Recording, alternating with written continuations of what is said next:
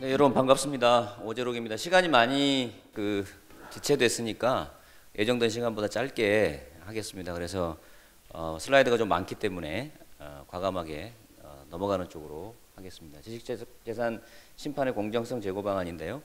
2년 전에 특허심판원에서 요청이 있어서 행정학회에서 연구를 했던 부분이라서 조금 업데이트가 안 된 부분이 있으니까 이해를 해주시면 감사하겠습니다. 자, 이런 부분들은 다 넘어가도록 하겠습니다. 관련 지표가 함의하고 있는 것은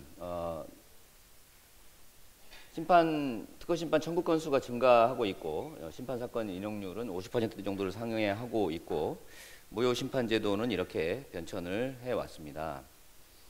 특허 무효심판 인용률이 약간 높은 편이라고 할 수가 있어요. 다른 나라들에 비해서요. 그런 특징이 보여집니다. 지금 이제 우리가 핵심적으로 바라봐야 될 것은 최근 들어서 특허심판 관련해서 비판적인 목소리가 표출이 되었다는 건데요. 2013년부터 한 3년 동안 찾아보니까 산업통상자원위원회 국정감사에서 6명의 위원이 등록 특허 무효율이 높다. 특허청과의 관계가 특수관계 때문에 그렇다. 특허심판원의 분리 독립이 필요하다라는 의견이 제시된 바가 있고요. 언론에서도 특허권자가 권리 행사를 하다가 오히려 특허가 무효되는 사례가 많다라는 지적도 있었고 법원에서도 일부 문제 제기가 있었습니다. 제가 결론적으로 말씀드릴 거를 미리 말씀드리면 현재 심판 품질을 제고하는 게 중요한데 현재와 같은 심판부 정원을 가지고서는 심판부를 가지고서는 상당히 벅차다. 그런 부분들을 얘기할 수 있겠습니다. 그러면 저희 연구진에서는 국내 사례하고 국외 사례를 한번 살펴봤습니다. 간략간략하게 말씀드리겠는데요. 우선 국내 사례는 4개의 기관이 있습니다. 특별 행정심판기관들이고요. 첫 번째 조세심판원이 있는데 조세심판원은 총리실 산하로 소속으로 돼 있고요. 이런 구조로 돼 있습니다. 그 다음에 중앙행정심판위원회가 국민권익위원회에 있고요.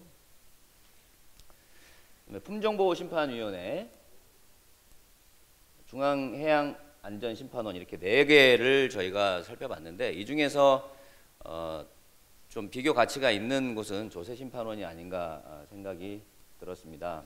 조세심판원에 대해서 간략하게 말씀을 좀 드리겠습니다. 제가 잘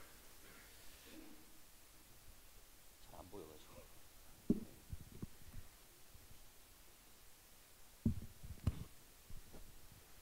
조세심판원의 경우에 특허심판원하고 달리 관할 부처가 몇 군데가 돼서 그래서 총리실에 있는 특징이 좀 발견이 됐습니다. 문제는 이렇게 총리실로 가고 난 다음에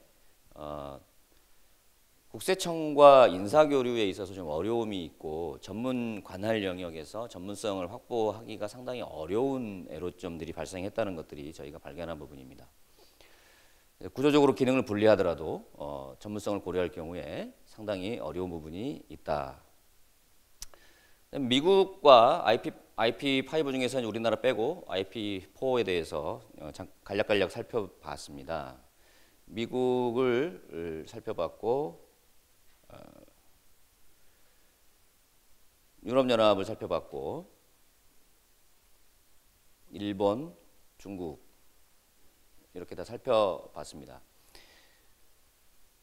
그래서 시사점만 위주로 말씀을 드리겠습니다. IP5 중에서 유럽연합만이 특허심판원 기능이 기능적으로 독립되어 있었습니다. 이것은 다양한 국가가 협약으로 구성되어 있고 국가별로 상이한 소송 절차 이런 것들 때문에 특수하게 분리가 되어 있고 대부분은 소속청에 소속되어 있는 것으로 이렇게 파악이 됐습니다. 대체로 심판의 공정성을 확보하기 위해서 모두 합의체 운영 방식하는 건 비슷하고요. 실질적으로 필요적 전치주의를 채택하고 있는 게 아니냐라는 게 저희 연구진의 판단이었습니다.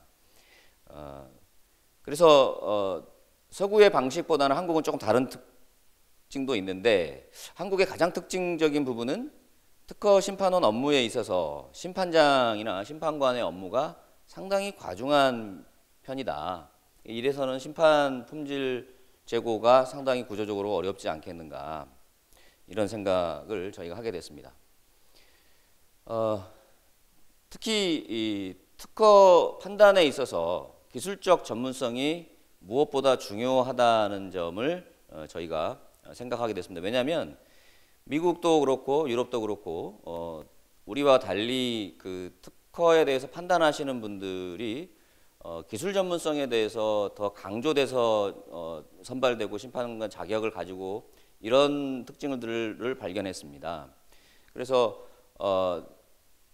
이 기술 전문성이 중시되는 상태에서 먼저 판단이 1심에서 이루어지고 그 다음에 2심, 3심이 이루어지도록 그렇게 운용하고 있는 것으로, 사실상 그렇게 운영하고 있는 것으로 저희는 판단을 했습니다.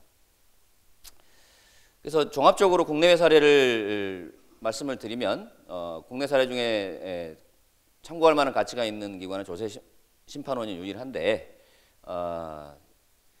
조세심판원의 사례를 가지고 이 특허심판원하고 똑같이 적용을 해서 하드웨어 개혁을 해버리면 좀 문제가 있지 않을까라는 생각을 하게 됐고요.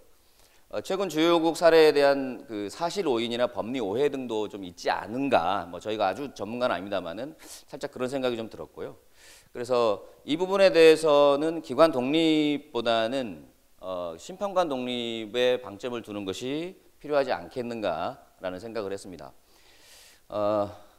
그리고 세계 주요국의 정책적 관심은 권리의 조기 안정화, 심판 처리 기간의 단축, 심판 품질 향상 등에 집중되어 있습니다. 그래서 특수성과, 특허 심판의 특수성과 전문성이 굉장히 중요하게 강조되고 있는데, 특히 한국의 특허법원 같은 경우에 특허법원 판사가 있지만 기술 전문성이 부족해서 현재도 특허청 파견관의 도움을 받아서 판결을 하고 있는 현실을 생각해 보면 이 부분을 좀 더 깊이 생각해 볼 필요가 있지 않을까라는 생각이 들고요. 그래서 일부 국회에서 얘기하고 있는 것처럼 기구의 독립성이 공정성을 가져다 준다기보다는 심판관들이 적정한 업무 부담 속에서 심판을 품질 높게 할 수 있도록 심판부를 강화해 주는 것이 무엇보다 중요하겠다라는 생각에 이르게 됐습니다. 그래서 분리독립 방안은 좀 적절치 않은 부분이 크다라고 저희는 판단했고요. 현행을 유지하면서 그 심판부를 강화하는 것이 필요하겠다, 이렇게 생각을 했습니다. 특히 그 일본과 비교했을 때도, 또 98년에 우리 개청했을 때도 비슷한 건데요. 1대 지금 8.6 정도 특허 실용 신안 분야가 2016년 현재 그러고 있는데 1대 2로 시작했기 때문에, 또 일본도 그렇기 때문에 1대 2 정도는 돼야 되지 않느냐. 그래서 사실 희망사항이긴 합니다만은 지금 심판장이 11명인데 100명까지 늘려달라고 얘기하는 거는 무리가 될 수도 있지만 범정부적으로 한번 생각을 해볼 필요가 있다. 특허 전쟁 속에서 한국의 경제 발전을 중요하게 생각한다고 하면 장기적으로 이 계획을 세워서 추진을 해야 되지 않겠나라는 생각을 갖게 됐습니다. 그리고 주변 제도도 좀 개선할 필요가 있다고 봤는데요. 특허 심판 인용률 문제가 자꾸 거론이 되고 있기 때문에 이 부분들을 좀 개선할 필요가 있겠고요. 신뢰 제고를 위한 구술 심리 확대 내실화, 이 부분인데 심판부 증언 없이는 상당히 어려운 부분이 있다고 생각을 합니다. 또 전문직위를 운영 확대하는 방안은 추진이 되고 있기 때문에 앞으로도 강화할 필요가 있겠고요. 심결문이 좀 난해하다는 얘기가 있어서 이런 부분들도 좀 개선을 할 필요가 있겠다. 또 일부에서는 특허청과 특허심판원이 한 건물을 쓰고 있기 때문에 공정하지 않다라고 보는 측면도 있어서 그 공간을 좀 분리해보면 어떻겠냐라는 뭐 이런 것도 생각해 볼 수 있을 것 같고요. 심판관 연수 규정을 강화해서 법률로 규정할 필요가 있다. 판례에 대한 건전한 비판을 통해서 전문성을 향상을 추구할 필요가 있고, 끝으로 그 정책적인 함의를 말씀을 드리면 세계적인 보편성은 기술 전문성을 중시하면서 심판관들이 1심에서 중요한 것들을 거르고 그 이후에 2심, 3심이 진행이 되도록 필요적 전취주의를 실질적으로 강화하고 있다고 저희들 눈에는 보였습니다. 그래서 이 방향으로 한국도 가야 될 필요가 있지 않을까라는 생각을 하는데 한국에서는 이런 세계 보편성과 동떨어지는 흐름이 약간 나타나고 있는 측면이 좀 있어서 저희가 볼 땐 조금 우려스럽다. 그런데 이게 그 국가 전략이나 경제 발전이나 심판 품질의 제고 이런 차원에서 나오는 이야기라기보다는 약간 그 직역 간의 어떤 영역 다툼 이런 쪽에서 나오는 측면이 있는 것 같아서 이 부분에 대해서는 우리 사회가 심각하게 좀 생각을 해봐야 되지 않을까라는 생각이 들고요.